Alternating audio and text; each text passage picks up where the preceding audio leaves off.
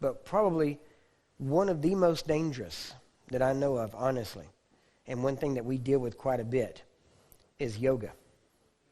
Right? Now, I'm just being really, I'm going to tell you why too, but I'm just telling you, if you're involved in yoga, you need to get out. Okay? The very term yoga means union with God. That's the purpose of yoga, is to bring you into union with God. Right? But it's not the God of Abraham, Isaac, and Jacob. It's the Hindu God. Right? And now, the thing is, if you look at a yoga manual, now, they won't tell you this, but if you get a yoga instructor's manual, in the manual they talk about opening the 7 chakras, which are the spiritual centers in the body. See, people think, oh, that's all just hoopla. No, it's real, okay? And there are 7 chakras that go up, and they go up the spine, basically from the tailbone all the way up to the top of the head, and then go around. Now, when you open those up, when you get to the 5th chakra, they will tell you in the instructor's manual, warning, it is not advised that you open the 5th chakra, because there is no telling what will happen if you do. They warn you about that, right? And they tell you that some people that open the 5th chakra literally go insane. All right? Now, the thing is, and this is the amazing thing, the 5th chakra is located at the base of the neck, and it is exactly basically just inside, but it is based exactly where the end of your tongue connects. When you open the 5th chakra, usually what happens is you will begin to utter sounds you don't know. Right?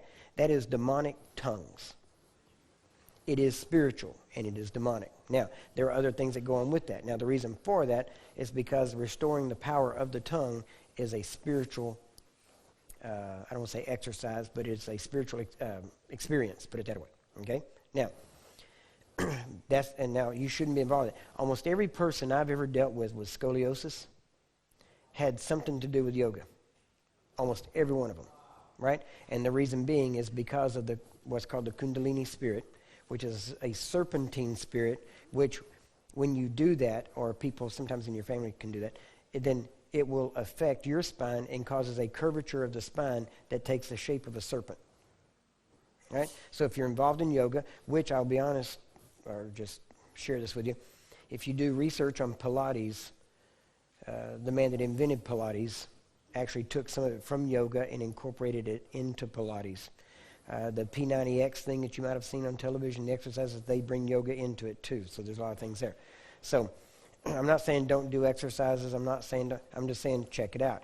You don't need to do those things. All of the positions in yoga are basically animal positions that represent animals and call spirits based on the position. Now, I know people get upset over this, but it's a fact. Now, in this, same thing in martial arts. When you do positions in martial arts, there are positions that you do that literally, if I got up here and we were fixing to start the meeting and I got up and I said, okay, or I didn't say anything, but I got up behind the meeting, I said, okay, we're going to start. Everybody sit down. Let's get quiet. Now,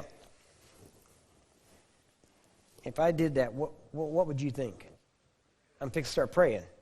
Right? I'm going to pray. Or if I get up here and I get down on one knee, or I do something, or I do this, or whatever, okay? All of those are positions of prayer, right? You recognize it, right? Now, if you can recognize that, don't you think a demon can recognize it? Now, so if I get into a position that is a position of prayer. Now, Paul said that you were drawn away and you were led astray to devils, to demons, and you worship gods that weren't gods, but were in actuality demons. So before you were saved, you worshiped things that you thought were gods that were actually demons, but to you they were gods. Now, the demons didn't come and say, hey, wait, I want you to know I'm a demon. I'm just letting you know I'm a demon. So are you really sure you want to be worshiping? They didn't do that. They took the worship, and you thought you were worshiping God, but in actuality you were worshiping demons. You understand? Devils don't care what you know. They will take advantage of the fact that you don't know. And so when you start to pray, because you're human, you are a spirit being that is of a higher level than demons. And because of that, you generate more spiritual power. So they, like parasites, want to draw from that power, so they will try to fool you or deceive you into assuming positions that each position is dedicated to a certain demon. And when you do those positions, you are calling on that demon, and the spiritual power you generate, they come like a parasite and draw that from you. That's why it's wrong to do those things. All right? Now, when I was in martial arts, I did a particular style. One of the styles that I practiced was called Wing Chun. Actually, my grandmaster lives here in Melbourne. His name is William Chung. I trained under him for several years. I was his Texas state representative and was becoming his United States representative whenever I quit martial arts. He now, because of that, when I was studying to get to the higher levels in the what they call black sash, equivalent black belt, you had to write an essay on a particular art or a particular technique in the art. Well, the one that most people couldn't make work was a technique called the Ton Sao.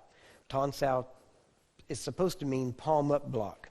And the way that it was done was that you had a certain position, you had to assume certain things, and you had to take these positions. Well, at some point you had to come out, and the position was the hand comes out to where this is eye level, and when it got here, then it dropped, and it was this way. Now, the thing is, it had to be on your center line. So when you brought it out, you didn't do it this way. It was over, up, and then dropped, right?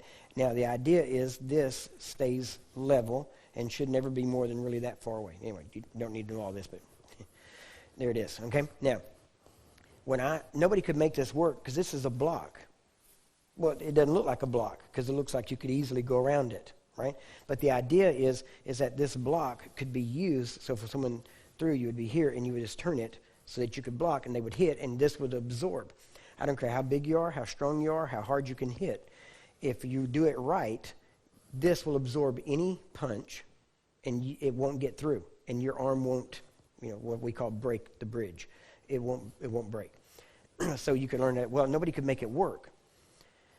Well, when I started doing my essay on it, I did research on it. Come to find out, this wasn't called Ton Sao. Originally, it was called Asking Buddha for Help. But nobody told us that because they just called it Ton Sao, which meant palm up block. Okay? But now listen, demons don't care what you call it. What they're looking for is the position that draws them. So when you're asking Buddha they still think it is asking Buddha for help. So when you do that, they will draw to that because that is a prayer position. Well, every position in yoga is a prayer position to a different deity, and that's what opens the chakras as you go through these, because that and the breathing exercises that allows these demons to possess you, and you gain power and spirituality. You understand? So, now, you say, what has that got to do with healing? I don't know, but apparently there's somebody here that's moving up in the levels of yoga that needs to know that, and you might have been asking God about it, whether it's right or wrong, right? So there's your answer. Okay, it's real simple. Same thing with martial arts. All I'm saying is that just because people think that just because your intentions are right, that makes it okay. That is not true.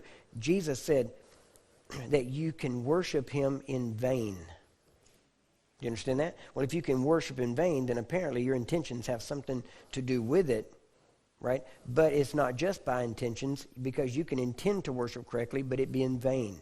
Well, how did he say you could worship in vain? You can worship him in vain by not doing his word, but calling him Lord, Lord. Right? So that means you can stand here all day long and sing and praise and worship and all that kind of stuff, but it's in vain if you're not doing his word, what he said to do, and if all you're doing is worshiping. Do you understand? Now, because Jesus said very clear that the time has come and now is when that God is seeking for those who will worship him in spirit and in truth. So it's not just enough to just worship with words.